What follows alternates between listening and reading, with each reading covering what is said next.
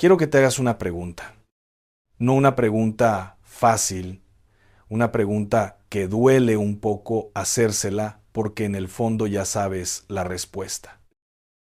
¿Cuánto tiempo llevas confiándole tu vida a la preocupación en lugar de confiársela a Dios?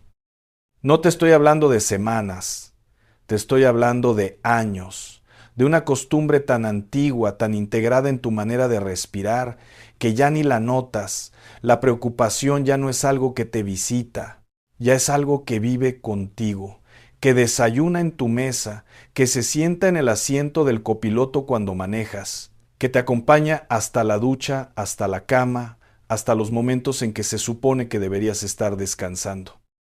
Y tú, con toda tu fe, con todos tus años en el Señor, con todos los domingos y los ayunos y las oraciones, sigues cargando ese peso como si nadie te hubiera dicho jamás que hay alguien dispuesto a cargarlo por ti. Como si la promesa de Dios tuviera letra pequeña que excluye tu situación específica. Hoy vamos a hablar de eso. De esa brecha invisible entre lo que creemos con la cabeza y lo que vivimos con el alma, entre el Dios que confesamos los domingos y el Dios al que le entregamos de verdad, sin retener nada los lunes por la mañana, cuando el mundo se vuelve a poner pesado. Hay una imagen que cargué toda la semana mientras preparaba esto para ti. Imagínate a alguien que recibe un regalo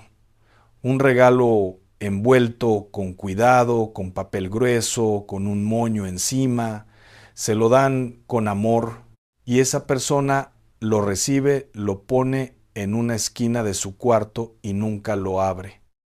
Pasan los días, pasan las semanas. El regalo está ahí, en la esquina, intacto, y la persona camina por su cuarto todos los días al lado de ese paquete, lo mira de reojo y sigue sintiéndose vacía. Sigue buscando afuera lo que ya tiene adentro, sigue rogando por lo que ya se le dio. Dios te dio la paz. Está en la esquina de tu vida, envuelta, esperando ser abierta, pero la preocupación te ha convencido de que no mereces abrirla, o de que no te va a alcanzar, o de que es para otros, para los que tienen más fe, para los que han sufrido menos. Y mientras tanto, el regalo de su paz lleva años esperando que tú decidas recibirlo de verdad. Eso es lo que vamos a hacer hoy. Vamos a abrir el regalo. Permíteme llevarte a una historia. No es una historia del pasado. Es una historia que está pasando ahora mismo en miles de hogares mientras yo hablo y mientras tú escuchas. Es un martes en la mañana temprano, el tipo de mañana gris en que el sol todavía no decide si va a salir o no. Hay una mujer o un hombre, ponle el rostro que quieras, porque esto te lo estoy hablando a ti, sentada en la cocina con una taza de café que ya se enfrió. No está leyendo nada, no está viendo nada, está sentada con los ojos fijos en la nada, haciendo lo que lleva meses haciendo, calculando si el dinero alcanza, calculando si la relación tiene solución, calculando si la salud va a aguantar, calculando cuánto tiempo más puede seguir así antes de que algo se rompa del todo. ¿La conoces? ¿La has visto en tu espejo? Esa persona no es mala persona, no es una persona sin fe, es una persona agotada. Y hay un tipo de cansancio, y quiero que lo distingas del cansancio físico, del cansancio de trabajar mucho. Hay un tipo de cansancio que no viene de hacer demasiado, viene de cargar demasiado. Viene de llevar un peso que no fue diseñado para los hombros humanos. Un peso que tiene un destino diferente, los hombros de Dios. Y el problema real, el que nadie quiere nombrar, es que muchas veces nosotros no queremos soltar ese peso. Sí, escuchaste bien. No queremos soltarlo, porque ese peso, por horrible que sea, nos da la ilusión de control. Mientras yo me preocupo, siento que estoy haciendo algo. Mientras calculo y anticipo y planifico los peores escenarios, me siento activo, responsable, presente, pero la verdad es que la preocupación no es control. La preocupación es la pantomima del control, es el espejismo. Es creer que si le das suficientes vueltas al problema en tu cabeza, eventualmente vas a encontrar la salida que solo Dios puede abrir. Y aquí es donde quiero llevarte a algo que tal vez nunca has pensado de esta manera. Algo que el Espíritu Santo me mostró hace un tiempo y que desde entonces no puedo dejar de ver en cada historia bíblica, en cada conversación, en cada alma que llega al final de sus fuerzas. La preocupación crónica no es solo un problema de nervios o de temperamento, es una declaración de fe al revés. Cuando me preocupo de manera constante, cuando vivo en el afán como si fuera mi estado natural, lo que estoy diciendo sin palabras, sin intención consciente, pero diciéndolo con cada día que pasa es esto: Dios, no creo que seas suficiente para esto. No creo que llegues a tiempo. No creo que este caso específico, esta situación específica, este nivel de desastre específico esté dentro de tu alcance. Y eso duele escucharlo, lo sé. No te lo digo para condenarte, te lo digo porque hasta que no vemos la raíz no podemos arrancarla. Y la raíz de la preocupación crónica no es la falta de voluntad ni la falta de esfuerzo. Es una herida en la imagen que tienes de Dios. Es que en algún punto de tu historia, en algún momento que quizás ni recuerdas bien, algo pasó, una promesa que no se cumplió como esperabas, una oración que parecía no ser respondida, una pérdida que llegó de todas formas a pesar de todo lo que creíste, y desde entonces hay una parte de ti que construyó un muro que dijo: hasta aquí le creo a Dios, más allá de esto me cuido solo. ¿Cuándo fue que construiste ese muro? Quiero llevarte al libro de Job y quiero llevarte ahí de una manera que quizás no lo has visitado, porque la mayoría de nosotros conoce la historia de Job desde el resultado. Sabemos que al final Dios lo restauró. Sabemos que al final todo lo perdido fue devuelto multiplicado. Y eso es hermoso, eso es real. Pero lo que a veces saltamos, lo que nos apresuramos a pasar para llegar al final feliz, son los capítulos del medio. Los capítulos donde Job no sabe que hay un final feliz, donde Job no tiene acceso al capítulo 42, donde Job solo tiene lo que tiene cualquiera de nosotros en medio de la tormenta: el hoy. Solo el hoy oscuro, sin mapa, sin garantías visibles. Y en esos capítulos del medio, Job dice algo en el capítulo 3 que me sacudió la primera vez que lo leí despacio. Dice: perezca el día en que nací. Job, el hombre que la Biblia describe como íntegro y recto, el hombre que temía a Dios y se apartaba del mal, ese hombre llegó a un punto en que maldijo el día de su nacimiento, en que su dolor fue tan grande que prefería no haber existido. ¿Y sabes qué hizo Dios con eso? ¿Sabes cómo respondió el cielo ante esa declaración tan oscura?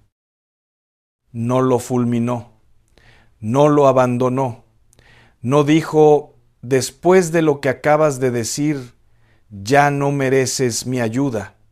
Esperó, estuvo presente en el silencio. Y cuando llegó el momento, cuando Job necesitó la voz de Dios, Dios habló desde el torbellino en el capítulo 38 y le hizo una pregunta que no era un insulto, sino una invitación. ¿Dónde estabas tú cuando puse los fundamentos de la tierra? Esa pregunta no es arrogancia divina. Esa pregunta es la respuesta más misericordiosa que Dios pudo haber dado. Porque lo que Dios le está diciendo a Job y lo que te está diciendo a ti hoy es: tú no tienes que entender todo para que todo esté bajo mi control. Tu confusión no cancela mi orden. Tu oscuridad no apaga mi luz. Yo estaba haciendo cosas antes de que existieras y seguiré haciéndolas mucho después de que este problema tuyo ya no sea problema. Y Job cayó, no porque Dios lo aplastó con su poder, sino porque algo en esa voz, algo en ese encuentro, cara a cara con la grandeza de Dios, le hizo más grande a Dios que al problema. Y cuando Dios se vuelve más grande que el problema, la preocupación pierde oxígeno. No desaparece de golpe, pero pierde su trono, pierde su autoridad sobre tu mente y tu corazón. Eso es lo que necesitas hoy. No una solución inmediata, aunque Dios puede darla, sino un encuentro que cambie las proporciones. Que ponga tu problema del tamaño que realmente tiene frente a un Dios del tamaño que realmente tiene. Porque el problema con la preocupación es que agranda lo que miras. Es como un lente deformante. Cuando la preocupación opera en tu mente, el problema llena todo el campo visual. No ves nada más. No ves lo que Dios ya hizo. No ves lo que Dios está haciendo. No ves las salidas que ya están siendo preparadas. Solo ves el problema, enorme, ocupando todo el horizonte. Y en ese estado, confiar en Dios se siente imposible. No porque Dios no sea confiable, sino porque lo has perdido de vista.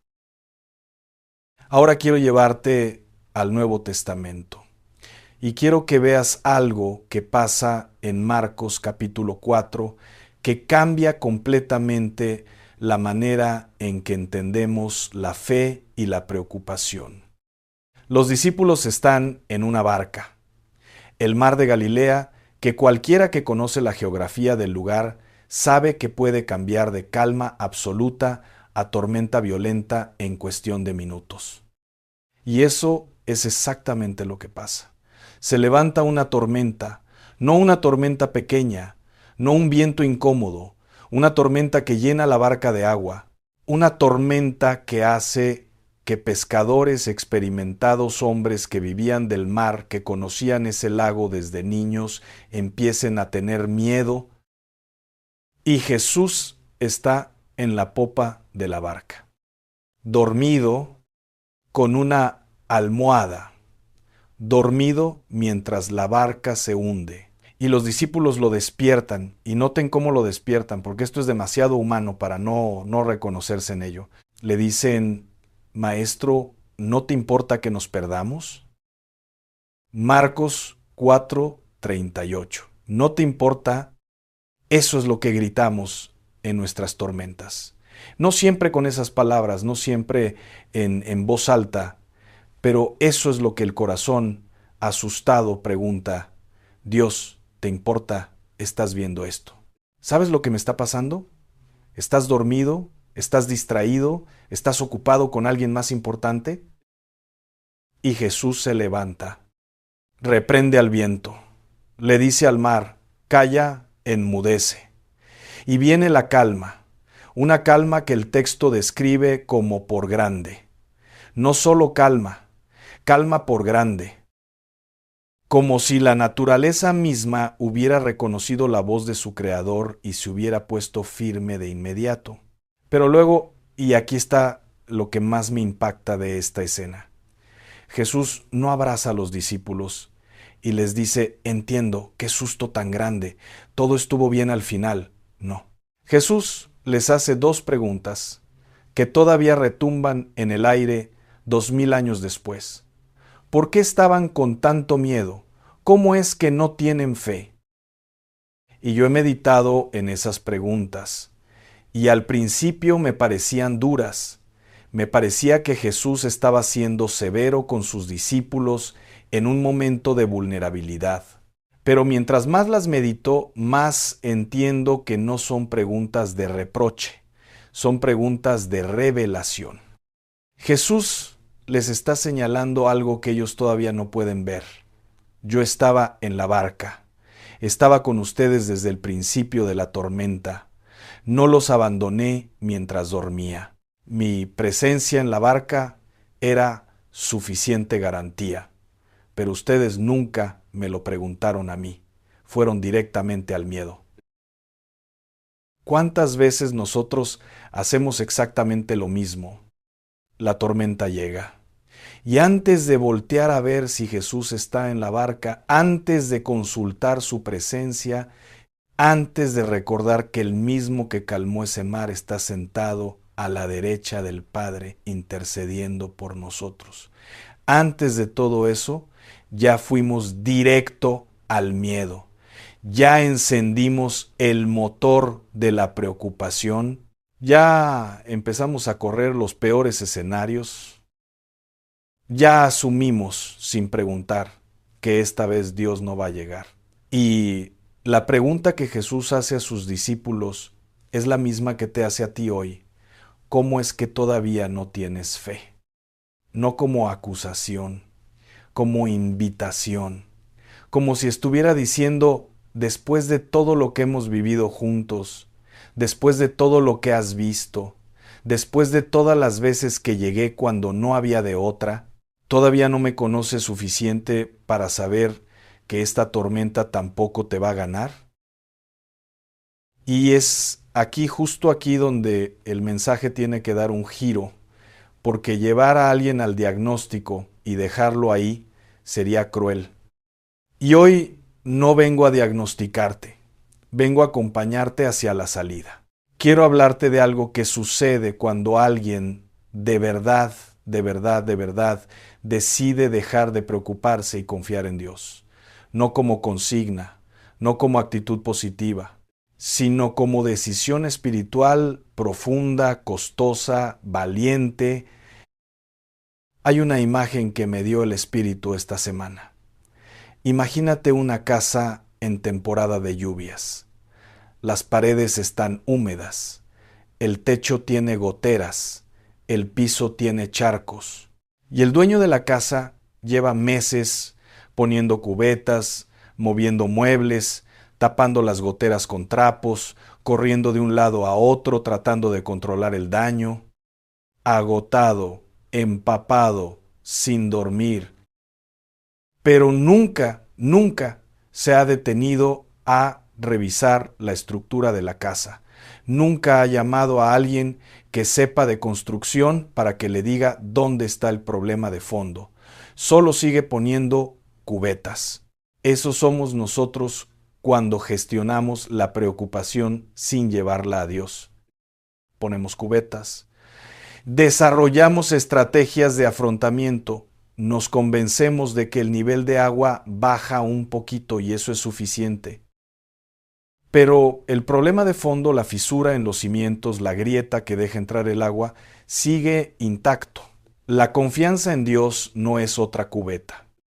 Es al arquitecto revisando la casa desde los cimientos. Es el creador del universo entrando a la estructura más íntima de tu vida y diciendo, esto lo construyeron sobre el miedo, vamos a construirlo de nuevo sobre mí.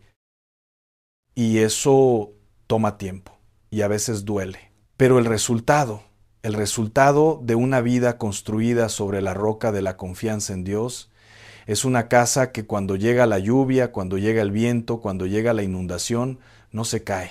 No porque el viento no sea real, no porque la lluvia no moje, sino porque los cimientos son más profundos que cualquier tormenta que llegue. Quiero leerte algo de Sofonías, y sé lo que estás pensando. Sofonías es uno de esos libros pequeños del Antiguo Testamento que casi nadie visita.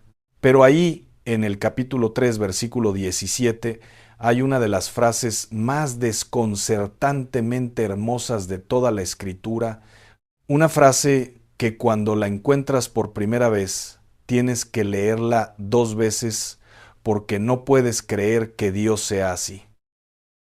El Señor tu Dios está en medio de ti, poderoso. Él salvará, se gozará sobre ti con alegría, callará de amor, se regocijará sobre ti con cánticos. Deténme aquí, callará de amor. ¿Qué significa eso? Hay traducciones que lo rinden como en su amor guardará silencio o te amará en silencio.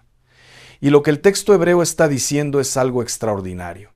Hay momentos en que el amor de Dios por ti es tan profundo, tan pleno, tan desbordante, que no cabe en palabras, que Dios mismo se queda sin palabras ante lo que siente por ti. Como cuando amas tanto a alguien que no encuentras cómo decírselo, y te quedas mirándolo en silencio porque ese silencio dice más que cualquier oración. Así te mira Dios. No con impaciencia porque todavía no maduraste suficiente, no con decepción porque fallaste otra vez, no con indiferencia porque tienes problemas más pequeños que otros, con ese amor que calla, con esa mirada que te conoce completo, con todo tu miedo, con toda tu duda, con toda tu historia rota, y aún así, se regocija sobre ti con cánticos. ¿Puedes recibirlo? ¿Puedes, aunque sea por un momento, bajar las defensas y recibir eso? Quiero hablarte de Pedro, pero no del Pedro que camina sobre el agua. Quiero hablarte del Pedro que se hunde, porque yo creo que en ese momento, en el momento exacto en que Pedro empieza a hundirse, está la clave de todo lo que hemos estado hablando hoy. Pedro sale de la barca. Eso ya es un acto de fe extraordinario. Nadie más salió. 11 personas que también vieron a Jesús, 11 personas que también lo conocían, y solo uno tuvo la audacia de decir: Señor, si eres tú, manda que yo vaya a ti sobre las aguas. Eso es Pedro. Impulsivo, sí.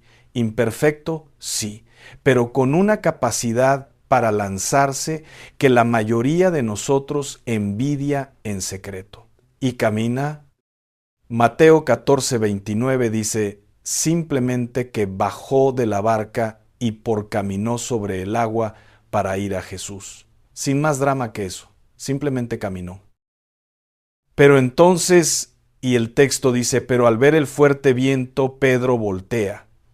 Deja de ver a Jesús y empieza a ver la tormenta. Deja de ver la fuente y empieza a ver el peligro. Cambia el objeto de su enfoque.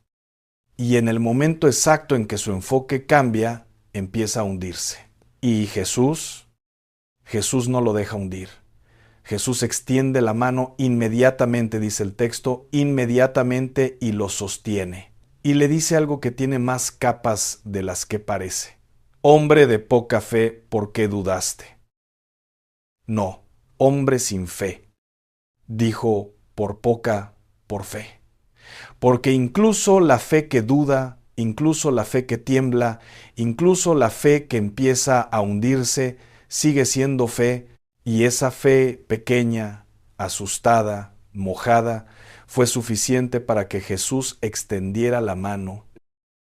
Eso es lo que necesitas saber hoy. Si tienes fe del tamaño de un grano de mostaza, si tienes fe suficiente para estar aquí escuchando esto, para seguir buscando a Dios a pesar del miedo, a pesar de la duda, a pesar de las veces que sentiste que no llegaba esa fe, ¿es suficiente para que Jesús extienda la mano hacia ti ahora mismo?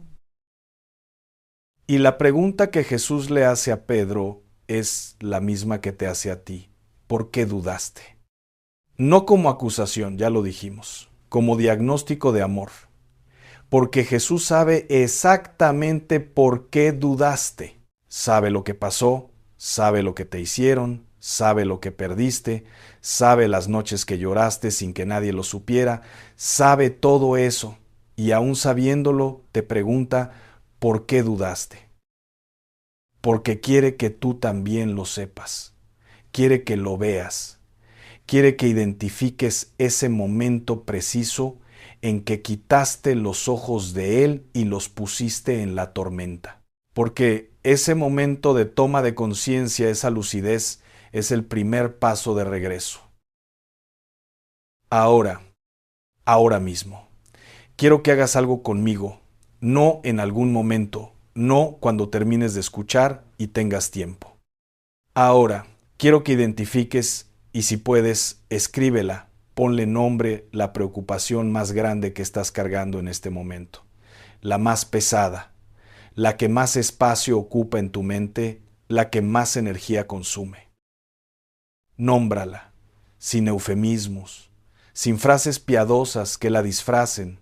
Nómbrala como lo que es: la deuda, la enfermedad, el hijo, el matrimonio, el trabajo, la soledad, el futuro incierto. Nómbrala. ¿La tienes? Ahora quiero que hagas algo que puede parecer pequeño, pero que tiene un peso espiritual enorme. Quiero que tomes esa preocupación, la que acabas de nombrar, y en lugar de seguir dándole vueltas, en lugar de seguir buscando soluciones dentro de tu cabeza limitada, quiero que se la entregues a Dios. No como figura retórica, como acto de voluntad real. Como cuando alguien te quita de las manos algo que llevas cargando demasiado tiempo y tus manos por fin quedan libres. Ese es el acto, esa es la decisión. Primera Pedro 5:7 no dice: considera la posibilidad de entregarle tus cargas a Dios. Dice: echando toda vuestra ansiedad sobre Él, porque Él tiene cuidado de vosotros. Toda, no la que ya está resuelta, no la fácil, toda, la que da miedo soltar, la que sientes que si no la controlas tú, nadie la va a controlar. Toda esa también, ¿qué debes dejar de hacer hoy? Dejar de ensayar los peores escenarios, dejar de revisar el problema cada 5 minutos como si mirarlo más veces fuera a cambiar algo, dejar de llevarle el problema a todo el mundo antes de llevárselo a Dios, dejar de medir la fidelidad de Dios con el reloj de tu urgencia. Dios no está atrasado. Dios opera en otro tiempo. Un tiempo que desde aquí parece lento, pero desde la eternidad es exacto. ¿Qué debes empezar a hacer hoy? Empezar cada mañana con una declaración antes de que el día te llene los oídos con su ruido. Antes del teléfono, antes de las noticias, antes del inventario de todo lo que está mal, 10 segundos.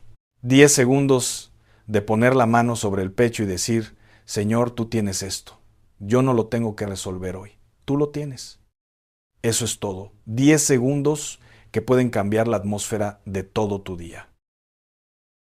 Y hay una promesa que quiero que reclames hoy. Isaías 26, versículo 3.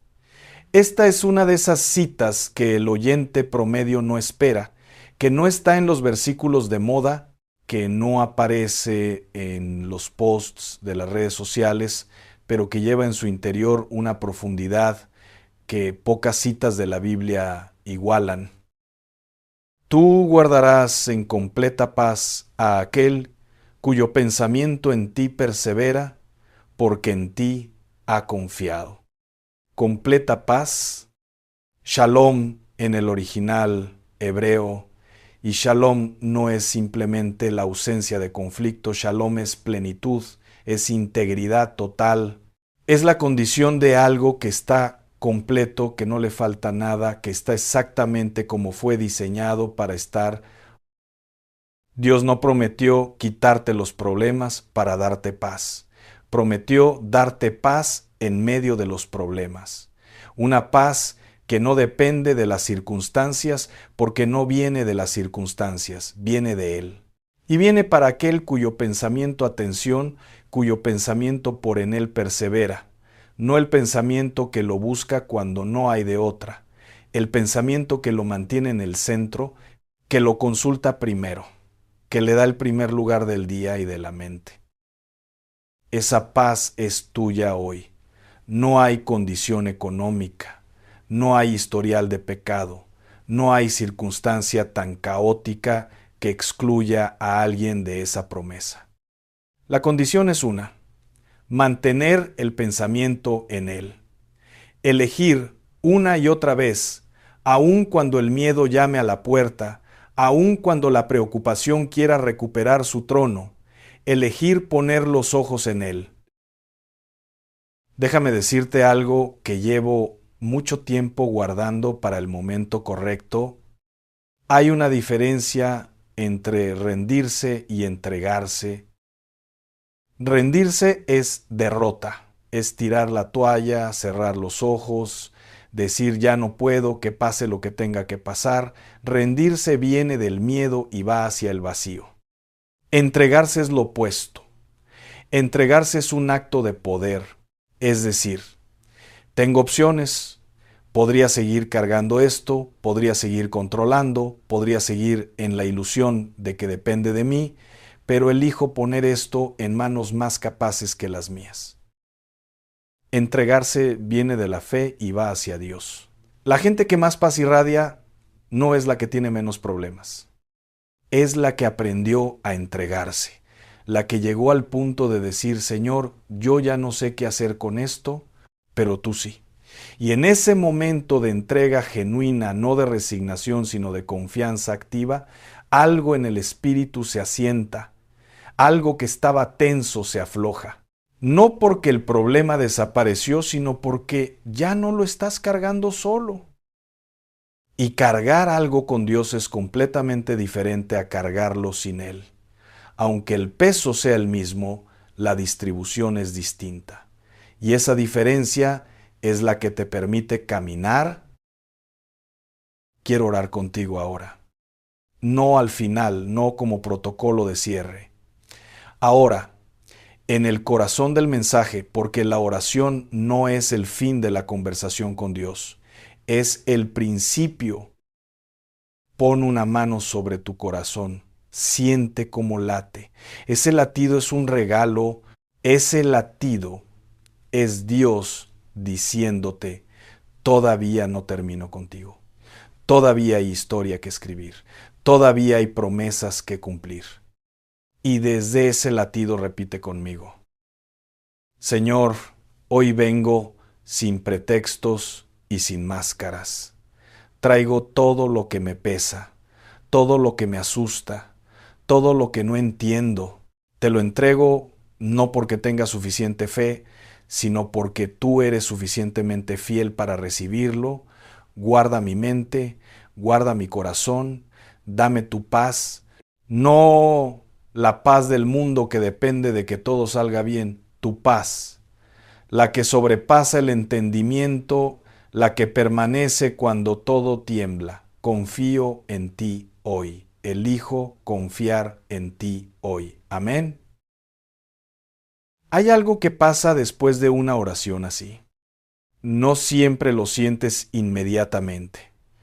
A veces la paz llega como un amanecer, despacio, sin que notes exactamente cuándo se hizo de día. Pero llega.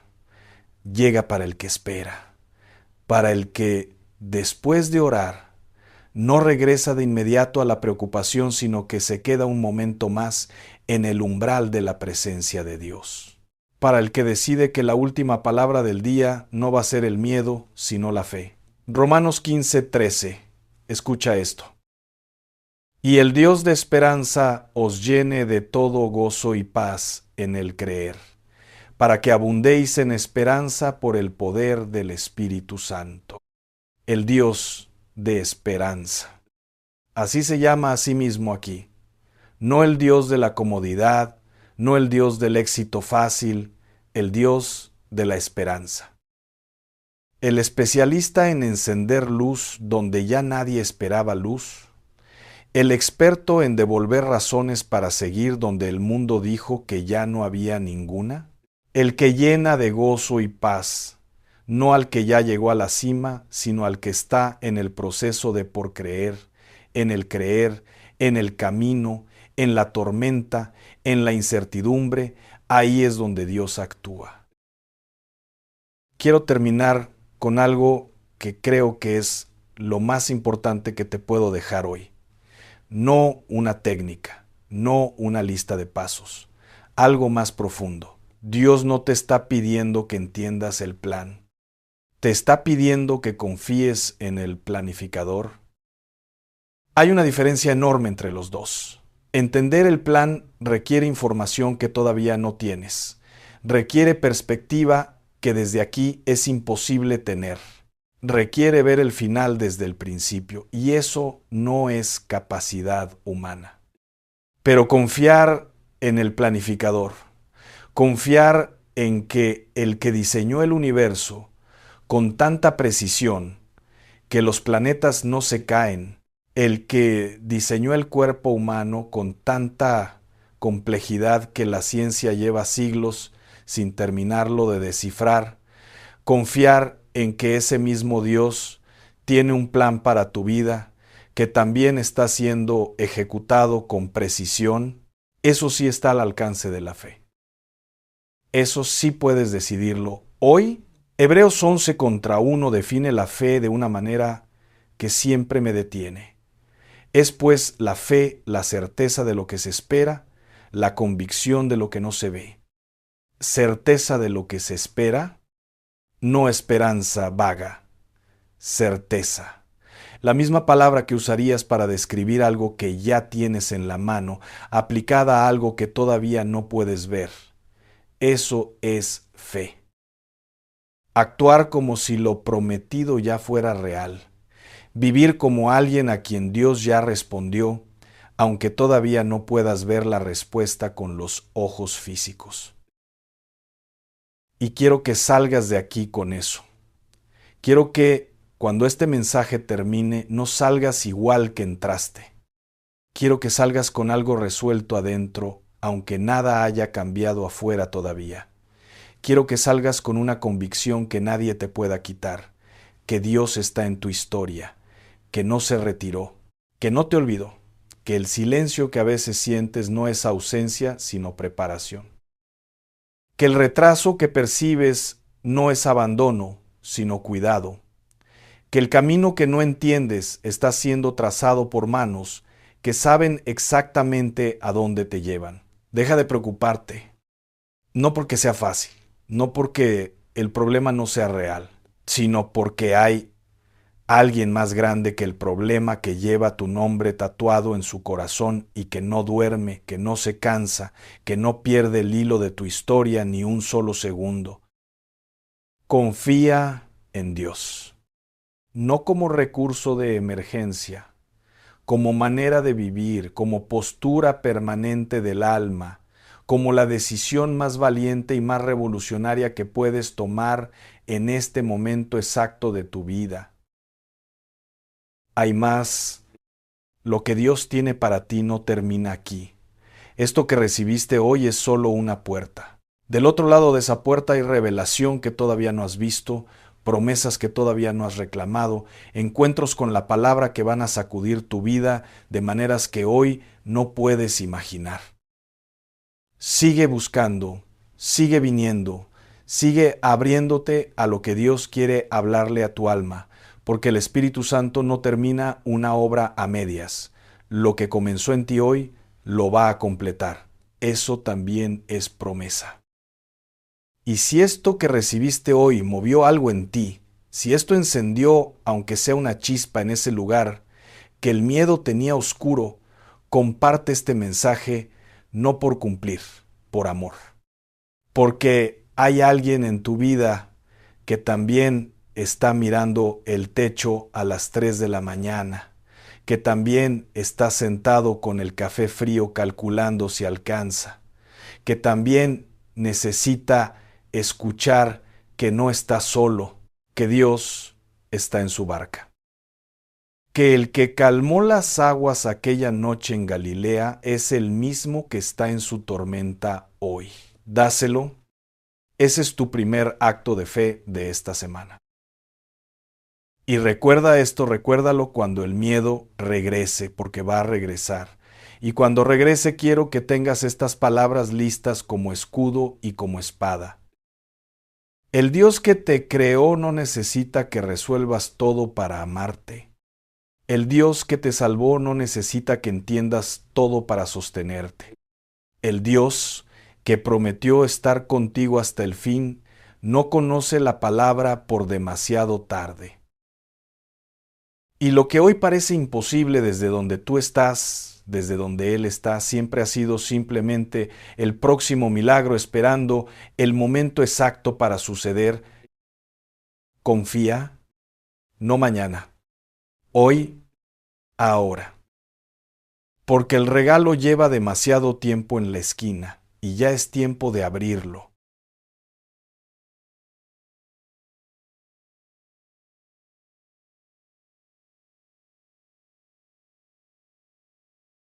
hay algo que nadie te ha dicho todavía.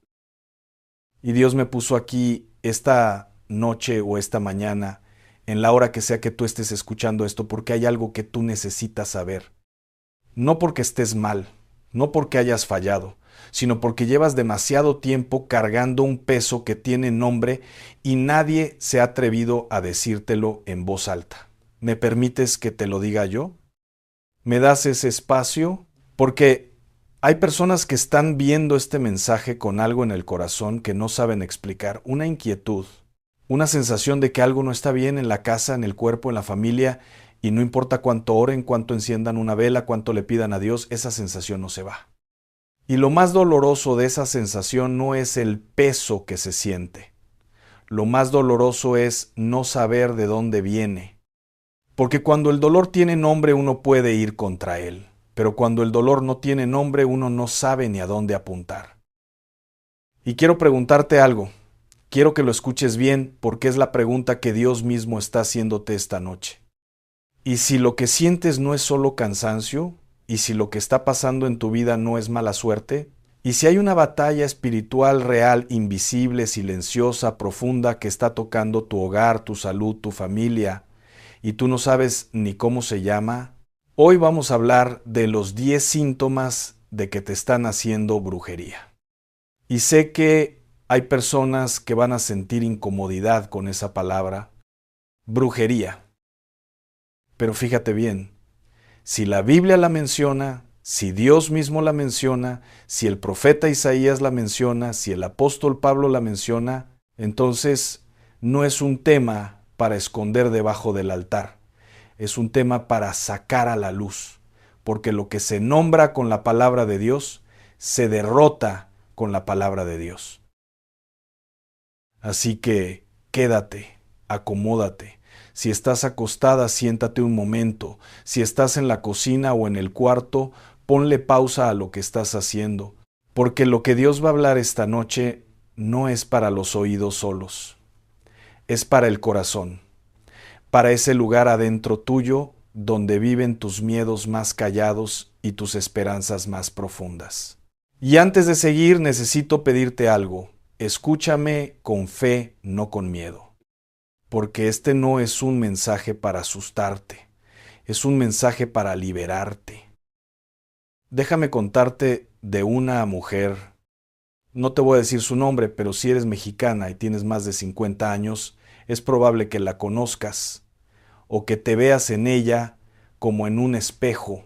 Era una mujer de fe, de las que se levantan antes de que amanezca, que persignan la puerta de la cocina antes de encender la estufa, que tienen el rosario en la cabecera de la cama y una imagen de la Virgen de Guadalupe en la sala que nunca ha faltado desde que se casó.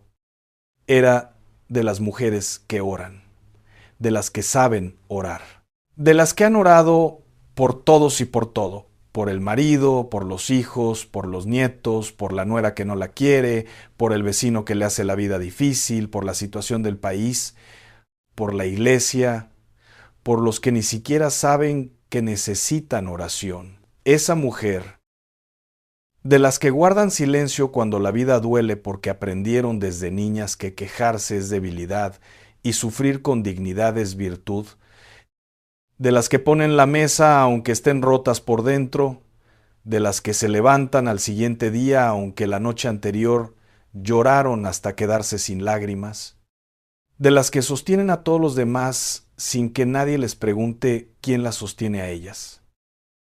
Esa mujer, la conozco, tú la conoces, porque quizás es tu mamá, quizás es tu vecina de toda la vida, quizás si te quedas muy quieta esta noche y eres honesta contigo misma, esa mujer eres tú. Y sin embargo, había algo que ella no podía explicar.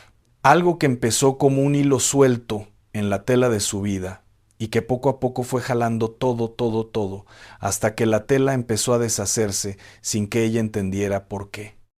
Primero fue el cansancio. Un cansancio que no se iba con dormir, que no se iba con descanso. Un cansancio en el alma que llegaba en las mañanas antes de que se levantara, que la acompañaba mientras hacía el desayuno, que se sentaba con ella en la mesa, aunque nadie más la viera. Fue al médico.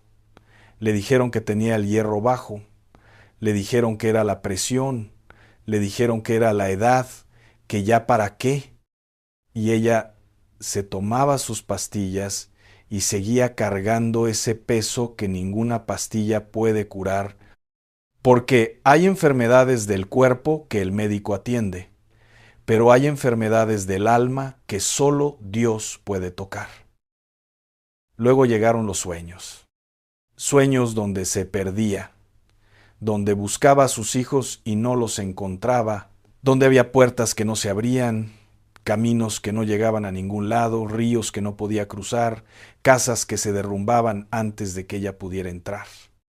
Sueños donde despertaba con el corazón latiendo demasiado rápido para las 3 de la mañana y se quedaba en la oscuridad del cuarto escuchando la respiración del marido o el silencio de la casa vacía y le preguntaba a Dios: ¿por qué me siento así, Señor? ¿Qué está pasando? Y el silencio de la madrugada no le daba respuesta y eso la asustaba más que cualquier sueño. Luego llegaron los problemas de dinero. Y mija, no estoy hablando de deudas normales, de las que llegan cuando uno gasta más de lo que gana. Estoy hablando de una cadena de golpes económicos que llegaban uno detrás del otro sin parar.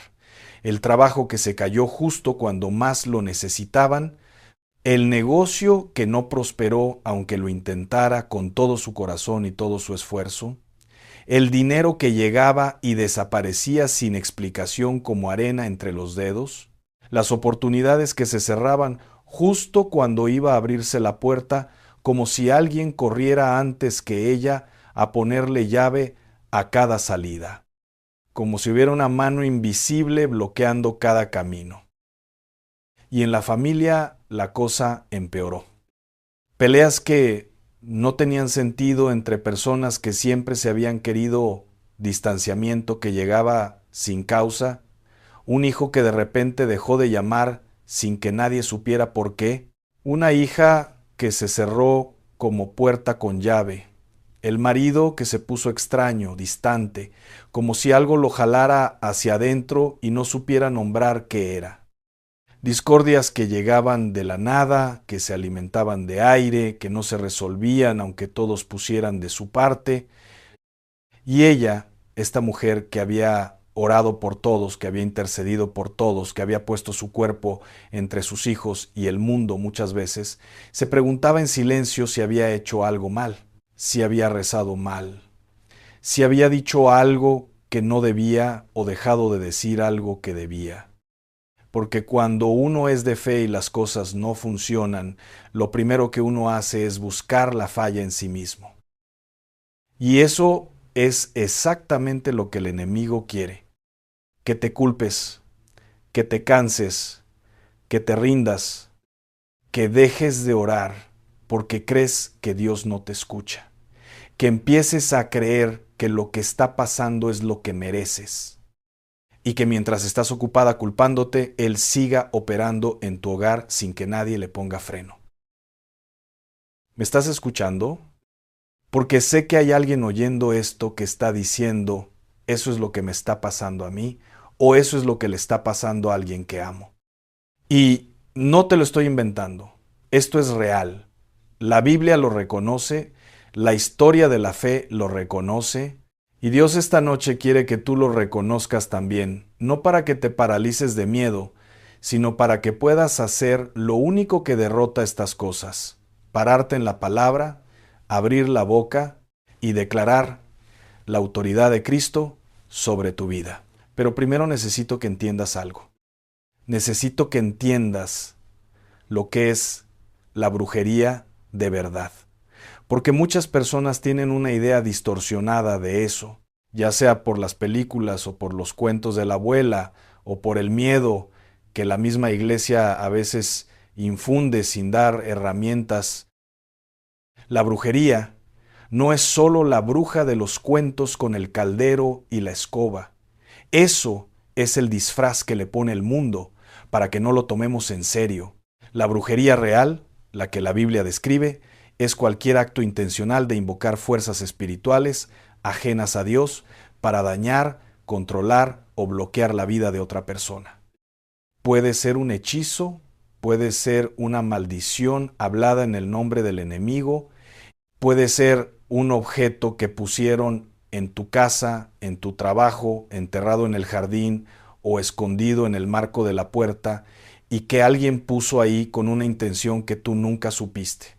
Puede ser una oración mal dirigida porque hay personas que oran, sí, pero no le oran a Dios, le oran a las tinieblas y la intención es real y las consecuencias son reales y Dios no nos dejó sin respuesta ante esto. Dice el primer libro de Samuel, capítulo 15, versículo 23. Porque la rebelión es como el pecado de la adivinación, y la obstinación es como la iniquidad y la idolatría. Dios mismo, desde el Antiguo Testamento, reconoce que este mundo tiene fuerzas oscuras operando. No las ignora, las nombra y las enfrenta. Y si Dios las enfrenta, nosotros también podemos enfrentarlas.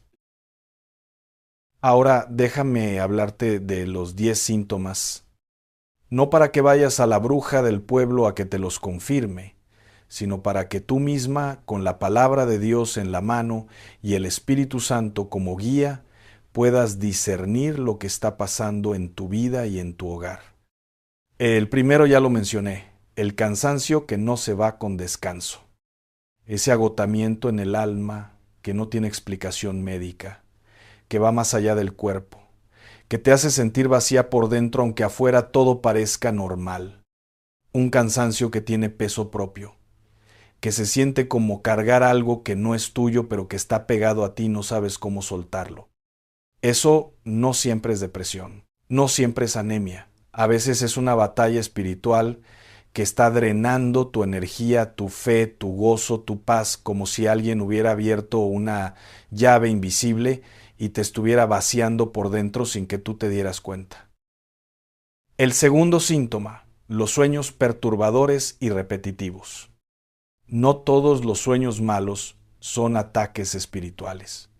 Pero cuando los sueños tienen un patrón, cuando siempre te pierdes, cuando siempre hay oscuridad, cuando siempre hay presencias que te asustan, cuando siempre hay alguien que no puedes ver pero que sientes cerca, eso merece atención espiritual, no solo psicológica.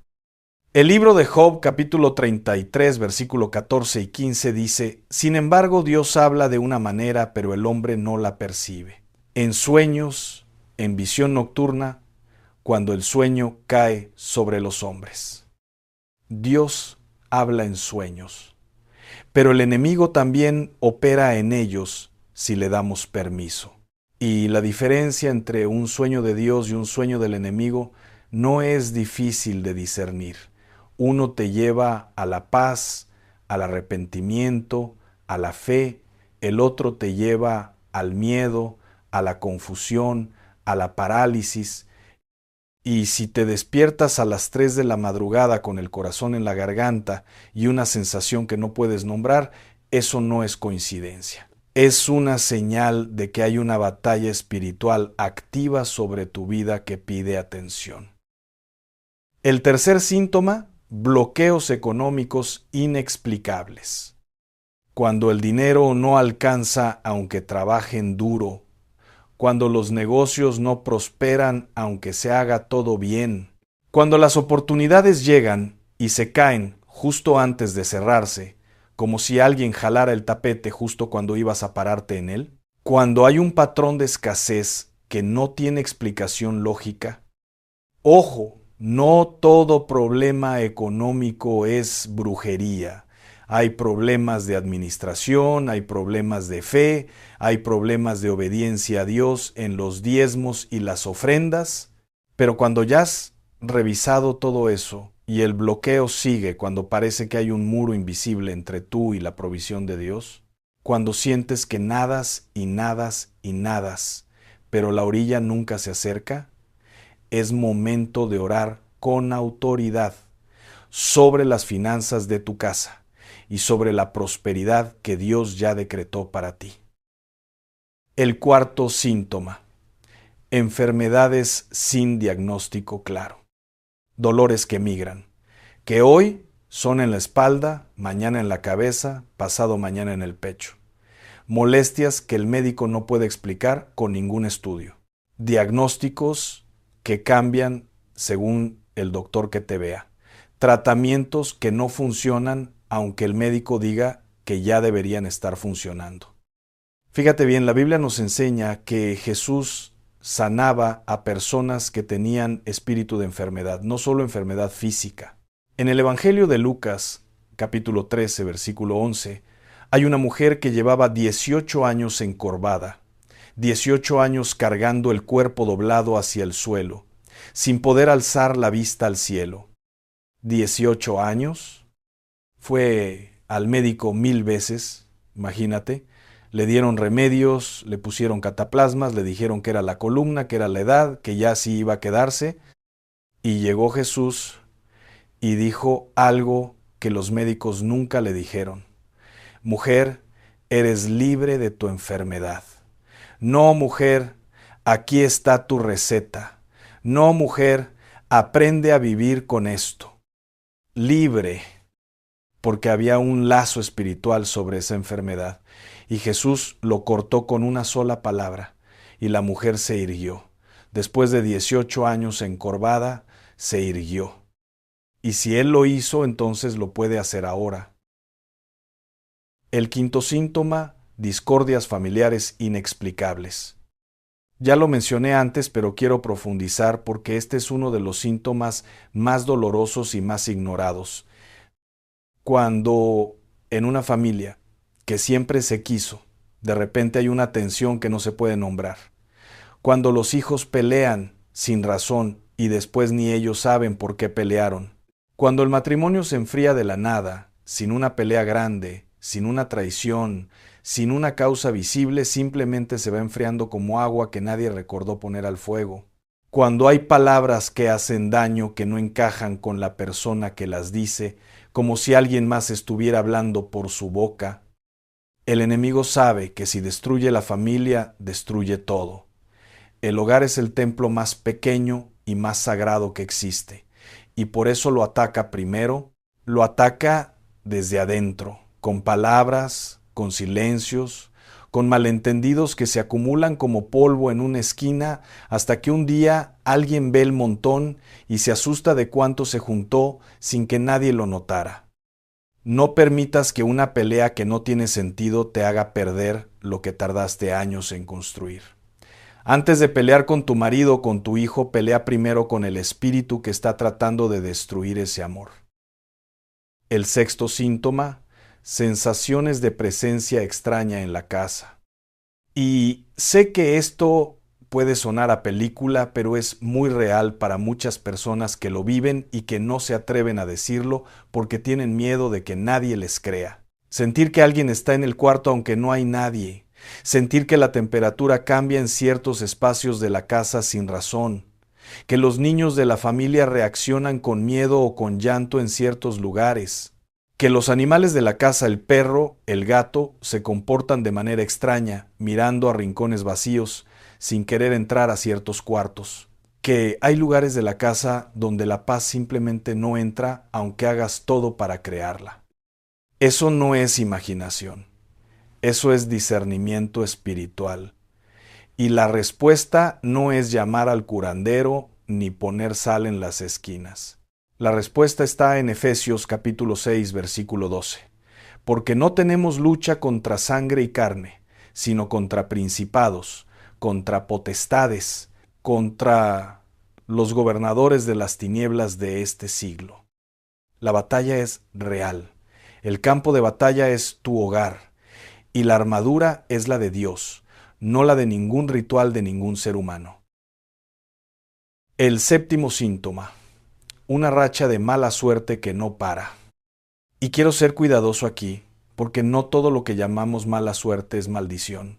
La vida tiene temporadas difíciles que son parte del proceso que Dios usa para formarnos, para profundizarnos, para quitarnos capas que no nos sirven, pero hay una diferencia entre una temporada difícil y una racha que se siente como persecución. Cuando los accidentes se acumulan en una familia en poco tiempo, cuando las pérdidas vienen seguidas sin dar tiempo a recuperarse, cuando parece que está rota la cobertura sobre tu vida y la de los que amas, como si alguien hubiera quitado el techo y la lluvia te estuviera cayendo directo sin que ninguna pared te proteja, cuando te preguntas si Dios se olvidó de ti. Eso merece atención. No pánico, atención espiritual seria. Y la atención correcta empieza con esta promesa del Proverbios capítulo 26, versículo 2. Como el gorrión en su vagar y como la golondrina en su vuelo, así la maldición nunca vendrá sin causa. ¿Entiendes lo que eso significa? Que una maldición sin fundamento no puede prosperar sobre una vida rendida a Dios. No puede. Hay que encontrar la causa si hay pecado, si hay una puerta abierta, si hay algo que le dio entrada al enemigo y cerrarla con arrepentimiento, con la sangre de Cristo, con autoridad. El octavo síntoma, sequedad espiritual. Cuando oras y sientes que el cielo está cerrado, que tus palabras suben hasta el techo y ahí se quedan, sin llegar a ningún lado. Cuando lees la Biblia y las palabras que antes te encendían, que antes te hacían llorar de gratitud, ya no te dicen nada. Cuando vas a la iglesia y sales igual que entraste, o peor, porque al menos antes de ir tenías esperanza de que algo iba a pasar y ahora ni eso. Cuando esa sensación de la presencia de Dios que antes te envolvía como un abrazo en las mañanas ya no la sientes, cuando te arrodillas y el silencio no se siente como el silencio de Dios, sino como el silencio del vacío. Y mija, esto es quizás el síntoma más doloroso de todos para una mujer de fe, porque si le quitaran el dinero, lo podría soportar. Si le quitaran la salud, lo pelearía. Pero sentir que Dios está lejos, eso es un dolor que no tiene nombre en ningún idioma. Es menor que numeral 0. 5 numeral es mayor que. Quiero decirte algo, Dios no se movió. Dios no se movió. Puede ser que haya un velo. Puede ser que el enemigo haya construido una pared de ruido entre tu espíritu y el espíritu de Dios, pero Él sigue ahí exactamente donde siempre ha estado. Porque yo Jehová no cambio, dice Malaquías 3, versículo 6. No cambia, no se mueve, no abandona. Y cuando el cielo se siente cerrado, eso no significa que Dios se fue. Significa que hay algo que necesita ser removido. Y eso, con la autoridad de Cristo, se puede remover. El noveno síntoma. Pensamientos oscuros que no son tuyos. Pensamientos de que nada tiene caso. Pensamientos de que ya es demasiado tarde para ti. Pensamientos de que lo mejor que puedes hacer es rendirte, cerrar la puerta, dejar que todo siga su camino sin pelear más. Pensamientos que llegan a la mente de una mujer de fe como una voz extraña, que habla con tu propio acento pero que no suena a ti. Pensamientos de muerte, no necesariamente de quitarte la vida, sino de una desesperanza tan profunda que hace que vivir se sienta como un esfuerzo que ya no vale la pena hacer. Esos pensamientos no son tuyos. Repítemelo en el corazón, esos pensamientos no son míos. Hay un ladrón, lo dice Jesús en Juan capítulo 10, versículo 10, que viene a robar, matar y destruir. Y empieza por la mente, porque si te conquista la mente, ya ganó el cuerpo y el espíritu sin pelear. Pero el versículo no termina ahí. Y es lo que el enemigo no quiere que leas. Dice, yo he venido para que tengan vida y para que la tengan en abundancia. Abundancia. Eso no es solo dinero. Eso es gozo que no depende de las circunstancias. Eso es paz que no se puede comprar. Eso es esperanza que no muere aunque todo lo demás parezca estar muriendo. Eso es vida en el alma, en el cuerpo, en el corazón, en la mente, y esa vida es para ti, no para alguien que lo merezca más para ti. Y el 10º síntoma, el más importante, el que engloba a todos los demás, es este: la sensación de que hay algo entre tú y Dios que tú no pusiste ahí. Una sensación de que hay algo que no sabes nombrar, algo que llegó sin que lo invitaras, algo que se instaló en tu vida, en tu casa, en tu familia, y que no responde a la oración normal porque no entró por la puerta normal, y tú lo sabes. No te lo está diciendo nadie, no lo lees en ningún libro, lo sientes en las madrugadas, en los momentos quietos, en esa voz interior que llevas años aprendiendo a reconocer. Y por eso estás escuchando esto esta noche. No fue casualidad. Nada de lo que Dios organiza es casualidad. Ahora, déjame decirte lo que la mayoría no se atreve a decir. Muchas veces hay una puerta, no siempre es la persona que recibe la brujería la que abrió esa puerta. A veces fue alguien en la familia hace una generación o dos. A veces fue hace años en un momento de desesperación cuando alguien buscó ayuda en el lugar equivocado porque nadie le enseñó dónde buscarla en el lugar correcto. A veces fue sin querer, a veces fue sin saber. Hay objetos que se reciben como regalos y que traen consigo una carga espiritual que el que lo recibe no ve, pero que el mundo espiritual sí reconoce. Hay prácticas que se hacen con buena intención: el limón en la puerta para la envidia, la cinta roja en la muñeca del bebé para el mal de ojo, el curandero que solo limpia con huevo y tabaco y palabras que nadie entiende bien, que en realidad abren una ventana al mundo espiritual equivocado. Y yo no te digo esto para condenarte. Te lo digo porque quiero que entiendas que el error no fue tuyo intencionalmente, fue ignorancia. Y Dios no te condena por lo que no sabías. Pero ahora que lo sabes, ahora sí tiene que haber un cambio.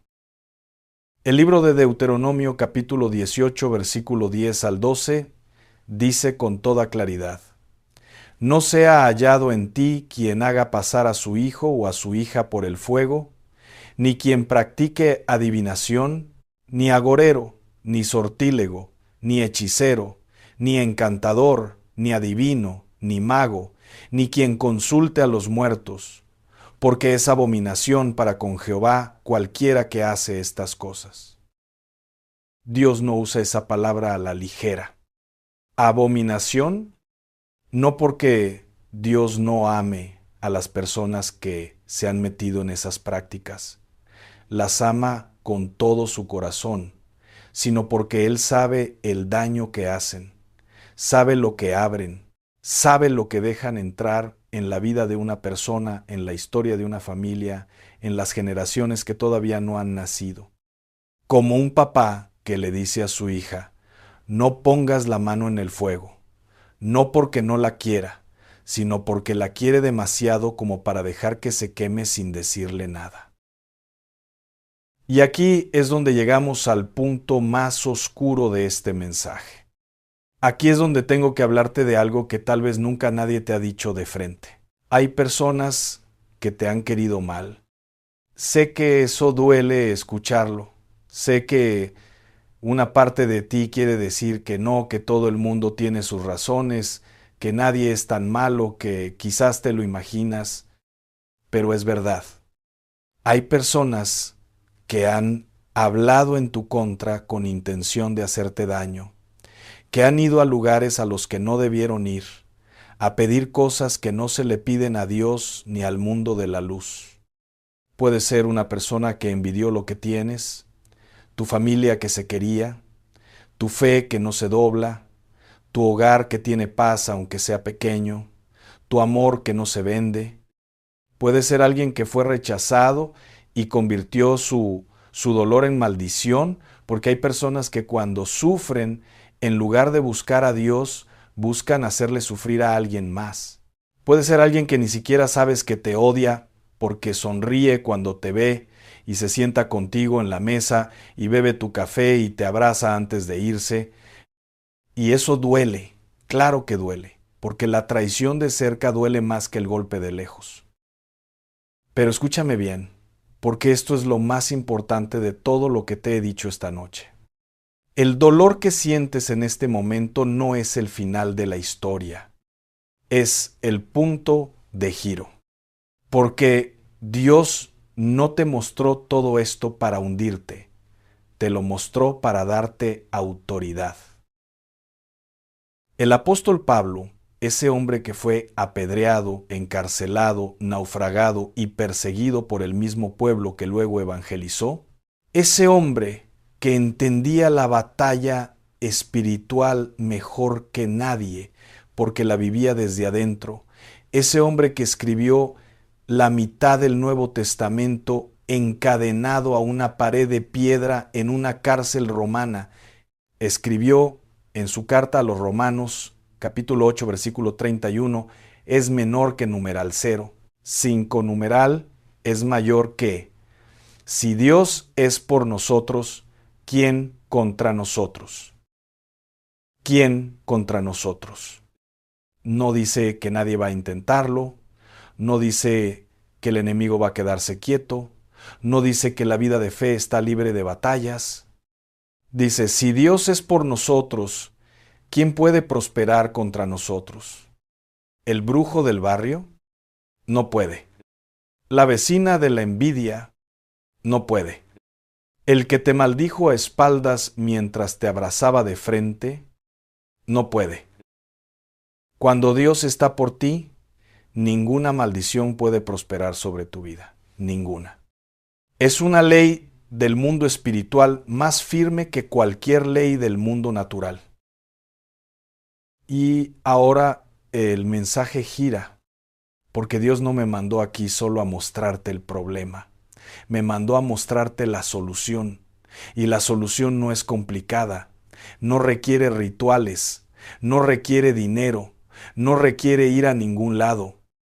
La solución está en ti, en tu boca, en tu fe, en la autoridad que Jesucristo ya te dio y que el enemigo ha estado trabajando muy duro para que tú no sepas que tienes. Déjame hablarte de algo que tú ya conoces. Algo que viste en la cocina de tu mamá, o en el cuarto de tu abuela, o en tu propia casa cuando la vida era más simple y la fe era más clara, y el mundo todavía cabía en 4 paredes con olor a copal y flores de cempasúchil. Una vela. No la vela del ritual, no la vela del curandero que cobra por prenderla y no sabe a quién le está orando, la vela del altar, la vela humilde que tu mamá encendía antes de dormir, de rodillas, frente a la imagen que colgaba en la pared de la sala desde siempre, con las manos juntas y los labios moviéndose en silencio, y los ojos cerrados con esa expresión que solo tiene la gente que de verdad cree que hay alguien al otro lado, escuchando esa vela. ¿Sabes lo que hace la vela en la oscuridad? No pelea con la oscuridad, no le grita, no le exige que se mueva, no le pide permiso para existir, no negocia, no se disculpa, simplemente brilla. Y la oscuridad que llevaba ahí quién sabe cuánto tiempo, que se sentía dueña del espacio, que se había acostumbrado a reinar en ese cuarto, se hace a un lado. Sin pelea, sin negociación, sin esfuerzo, porque la luz y la oscuridad no pueden ocupar el mismo espacio. No es una pelea, no es una votación, es una ley de Dios. Tú eres esa vela. Tu fe, tu oración, tu entrega a Dios es la llama, y cuando esa llama está encendida de verdad, no de costumbre, no de rito heredado que se hace sin pensar, sino de amor vivo, de convicción real, de relación verdadera con el Padre, Ninguna oscuridad puede permanecer en tu casa. Puede intentarlo, puede pararse en la puerta, pero no puede quedarse donde vive la luz. El Salmo 91, ese salmo que tu abuela sabía de memoria aunque no supiera leer, que susurraba en las noches de tormenta y en los momentos de miedo, dice en su versículo 10, no te sobrevendrá mal, ni plaga tocará tu morada. Tu morada, tu casa, tu hogar, el lugar donde duermes, donde cocinas, donde lloras, donde amas, donde criaste a tus hijos, donde enterraste tus dolores más profundos y tus alegrías más grandes. Dios habla de tu casa como si fuera el centro de algo sagrado, porque lo es. El hogar no es solo 4 paredes y un techo. El hogar es el lugar donde se forma el carácter de una nación, donde se transmite la fe de una generación a la siguiente, donde los hijos aprenden antes de que ningún libro les enseñe nada si Dios es real o no. Y por eso Él lo protege. Y por eso el enemigo lo ataca. Pero hay una condición. Esa promesa no viene sola. Viene del versículo 1. El que habita al abrigo del Altísimo, habitar. No visitar de vez en cuando, no asomarse los domingos y volver a cerrar la puerta el lunes. Vivir ahí, instalarse, hacer del abrigo de Dios tu dirección permanente. Vivir en la presencia de Dios como la vela vive en la llama, completamente entregada, completamente consumida, completamente dependiente de esa fuente de luz que la hace ser lo que es. Y sé que hay personas escuchando esto que están pensando, pero yo rezo, yo oro. Yo soy creyente desde niña, desde que mi mamá me puso el escapulario en el cuello antes de que yo supiera ni lo que era. ¿Cómo me pudo pasar esto a mí? Y esa es la pregunta más honesta que alguien puede hacer esta noche. Y me parece tan valiente que alguien se atreva a hacerla de verdad, sin maquillaje, sin pretender que todo está bien cuando no lo está. Mija, escúchame como si te hablara alguien que te conoce desde antes de que tú misma te conocieras. La fe que aprendiste de niña es real. El amor que tienes por Dios es real. La devoción de toda tu vida, los rosarios, las novenas, los miércoles de ceniza, los viernes de ayuno, las promesas que le hiciste a Dios en los momentos más oscuros y que cumpliste aunque nadie te viera, todo eso es real y Dios lo vio todo. Pero hay una diferencia entre la fe como herencia y la fe como arma. Hay una diferencia entre rezar de memoria y declarar de convicción. Hay una diferencia entre encender una vela esperando que Dios haga algo y pararte frente al enemigo en el nombre de Jesucristo, con toda la autoridad que Él mismo te dio en el Calvario, y decirle con voz firme y corazón seguro: hasta aquí llega tu poder. Esta casa, esta familia, esta vida son territorio de Dios. Y en el nombre de Jesús, ahora mismo, corto todo lazo, toda atadura, toda maldición que haya venido contra mí, contra los míos, contra mi hogar. Esa es la oración que hace temblar al infierno. No la del miedo que tiembla mientras ora, la de la autoridad que ora sabiendo que el cielo respalda cada palabra. Y quiero que sepas algo que quizás nadie te ha dicho todavía en toda tu vida de fe.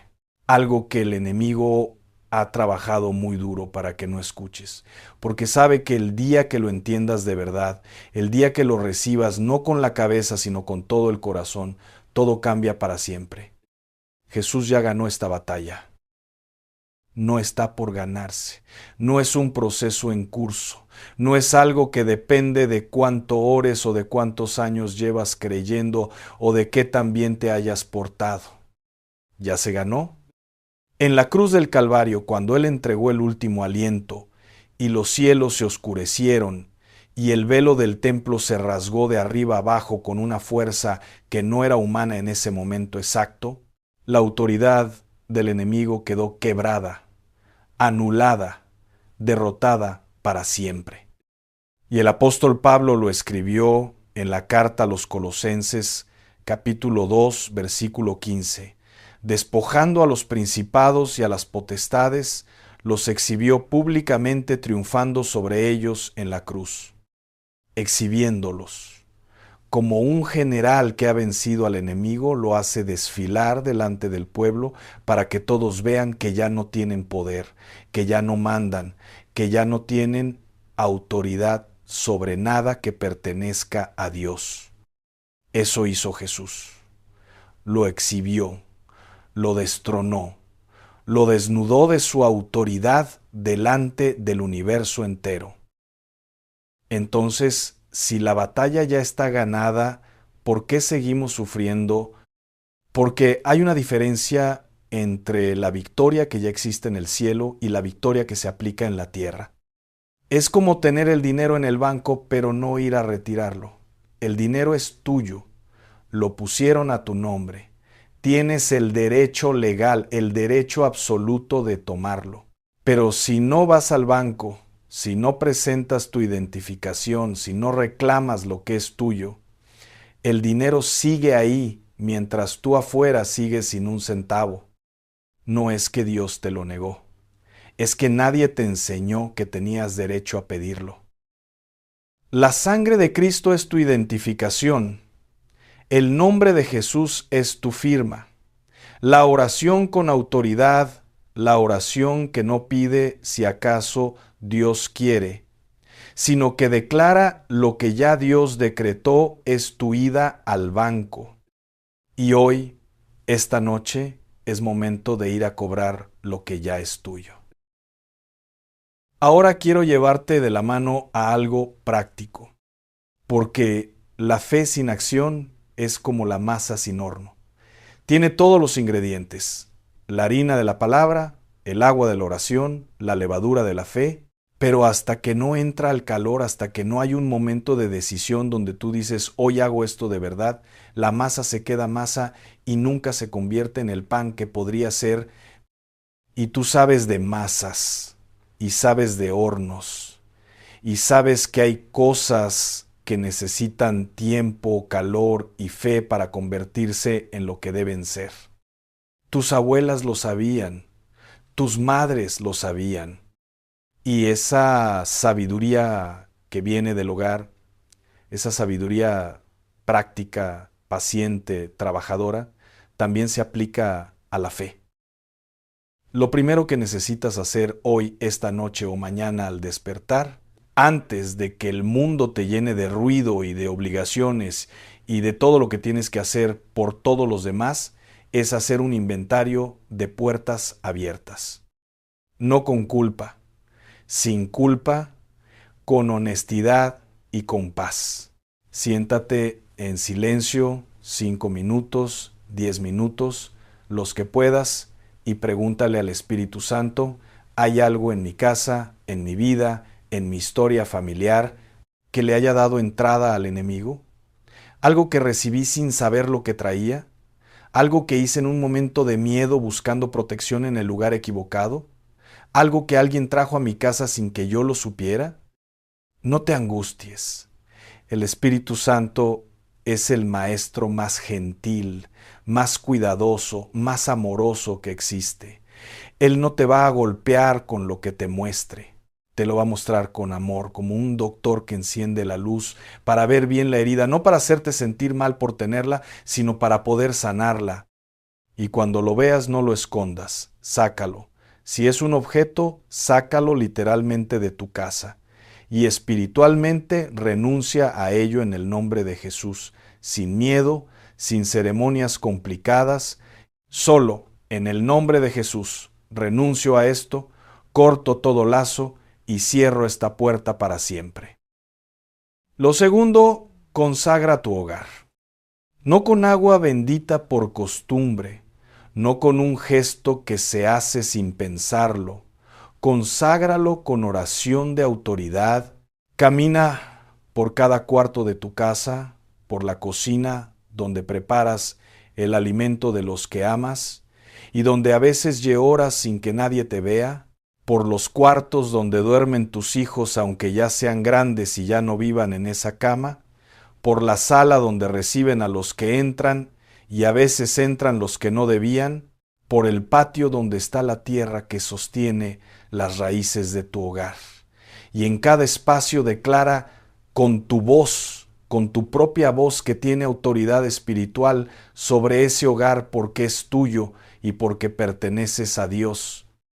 Este lugar es territorio del Señor. Aquí no tiene lugar la oscuridad, aquí no tiene lugar la maldición, aquí no tiene lugar el miedo. Aquí reina la paz de Cristo, la protección de Cristo, la presencia de Cristo. Tu voz tiene autoridad en tu propio hogar. Úsala.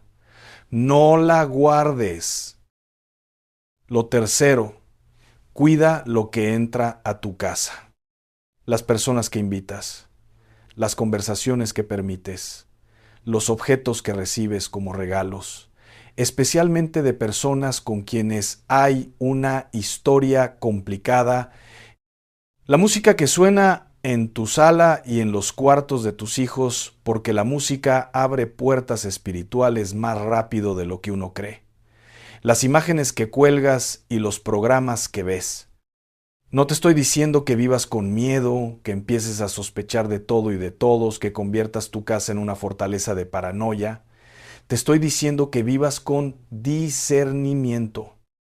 Hay una diferencia enorme entre el miedo y la sabiduría. El miedo paraliza, la sabiduría protege, el miedo encierra, la sabiduría guarda. Y esa diferencia la hace la paz que viene de Dios, que sobrepasa todo entendimiento y que cuida tu corazón y tu mente en Cristo Jesús, como dice Filipenses 4, versículo 7. Y lo cuarto, y esto es quizás lo más importante que te voy a decir esta noche, lo que quiero que te lleves contigo cuando apagues el teléfono y te duermas esta noche. Mantén encendida la vela de la comunión con Dios. No de rato en rato, no de crisis en crisis, que solo lo buscas cuando ya el incendio está grande y no queda más opción. Todos los días, en las mañanas, antes de que el mundo te reclame. En las noches antes de que el silencio se vuelva miedo. Porque la mejor defensa espiritual que existe no es un ritual de protección, no es una oración de emergencia que haces cuando ya llegó el problema. Es una vida de intimidad con Dios. Una vida donde su palabra está en tu corazón con tanta profundidad que cuando el enemigo viene con una mentira, ya tienes la verdad lista. Donde su nombre está en tus labios con tanta naturalidad que lo dices antes de pensar. Donde su presencia está tan instalada en ti, tan integrada en quien tú eres, que el enemigo cuando se acerca no te ve a ti, te ve a él. Y el enemigo no puede quedarse donde vive Dios. No puede. Es una ley, es una promesa. Es la realidad más firme que existe en todo el universo. Ahora quiero llevarte a un momento de oración.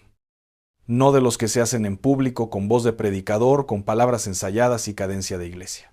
Quiero que hagas esto contigo misma, en tu cuarto, en tu cocina, sentada en el borde de tu cama o de rodillas como te lo enseñó tu mamá, donde estés, con las manos juntas como siempre las juntaste desde niña, o con las palmas abiertas mirando al cielo como quien recibe, como tú misma se te salga del corazón.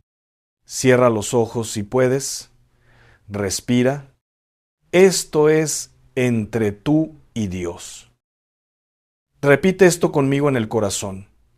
Y si las palabras se mezclan con lágrimas, déjalas mezclarse, porque Dios entiende el idioma de las lágrimas mejor que cualquier otro idioma.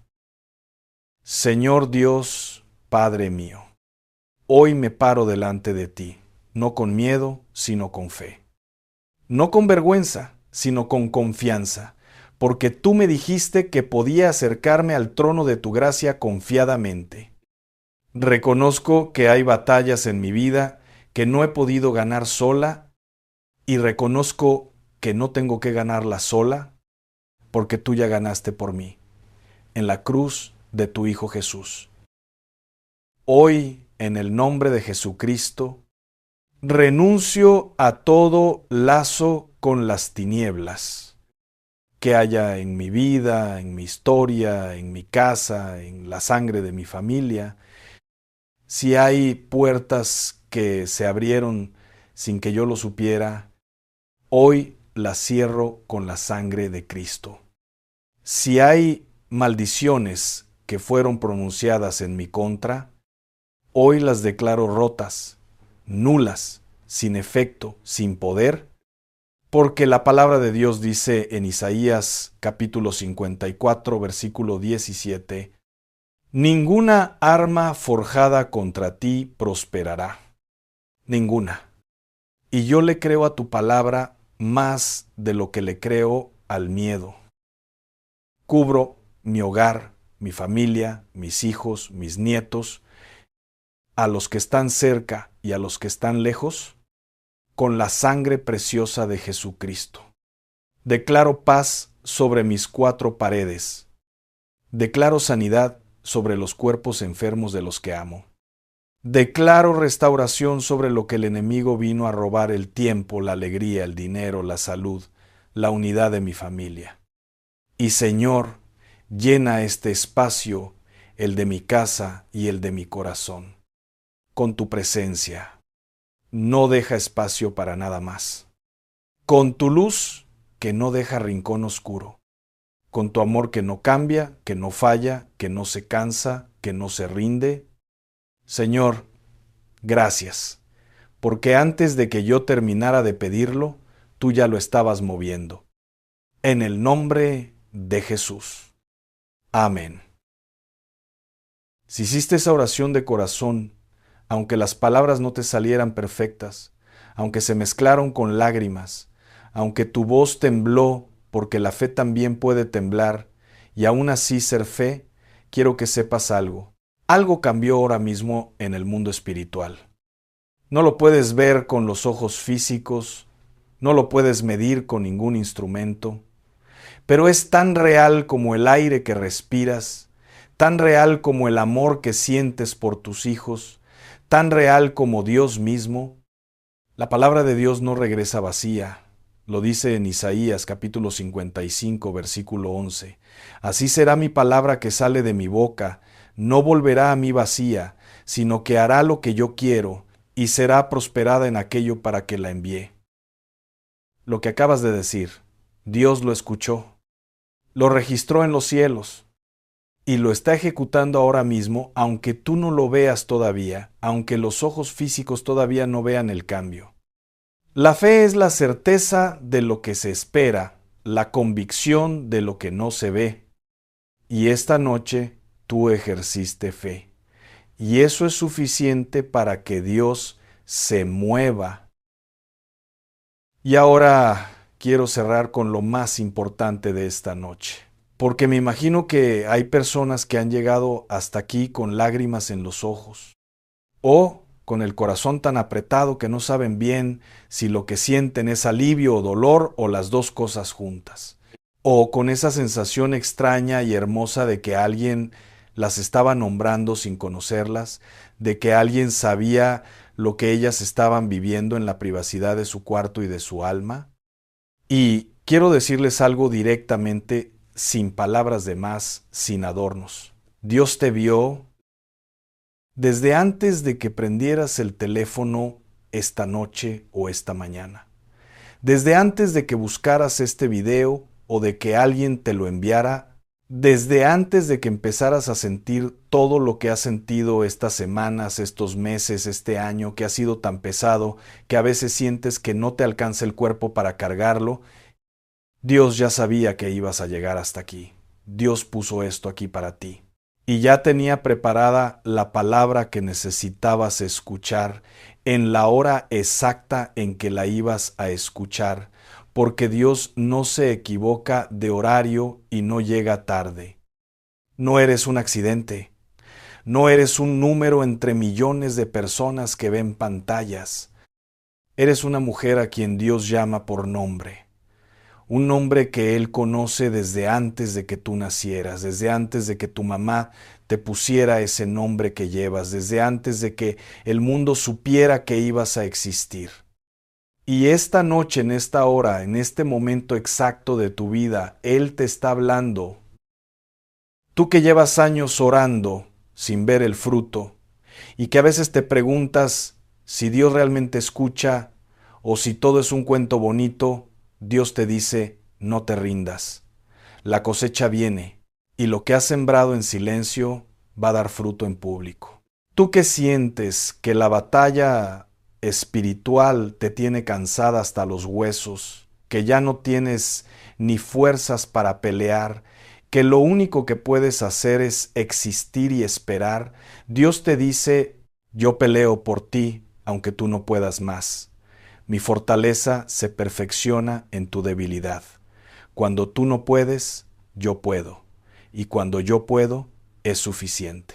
Tú que tienes miedo de lo que no ves, de lo que no puedes nombrar, de lo que sientes pero no puedes explicar, Dios te dice, yo sí lo veo todo. Cada rincón oscuro, cada cosa oculta, cada maldición que se movió en las sombras, yo lo veo y ya lo estoy moviendo. Tú que llevas lágrimas que nadie ha visto, las del baño con el agua corriendo para que nadie te escuche, las de la madrugada con la almohada apretada contra el pecho, las que te tragas antes de llegar a la mesa para que los tuyos no se preocupen, Dios te dice, yo las vi todas, todas, desde la primera hasta la de esta noche, y las guardé, y las voy a convertir en alegría que no tiene fondo. Eso lo prometió en el Salmo 126, versículo 5, los que sembraron con lágrimas, con regocijo segarán. Tú has sembrado en lágrimas, mija. Año tras año, oración tras oración, noche tras noche, pero la siega viene. No en el tiempo del enemigo, no en el tiempo del mundo, en el tiempo de Dios. Y va a ser tan grande, tan abundante, tan desbordante, que vas a olvidarte de cómo lloraste, porque el gozo que viene va a ser más grande que todo el dolor que cargaste, no un poco más grande, incomparablemente más grande. No te rindas esta noche. No te rindas mañana. No te rindas aunque el cielo parezca callado y las circunstancias parezcan cerradas y todo lo que ves con los ojos físicos te diga que no hay salida. Porque hay una realidad más real que lo que ves. Hay un mundo donde Dios ya se movió antes de que tú se lo pidieras.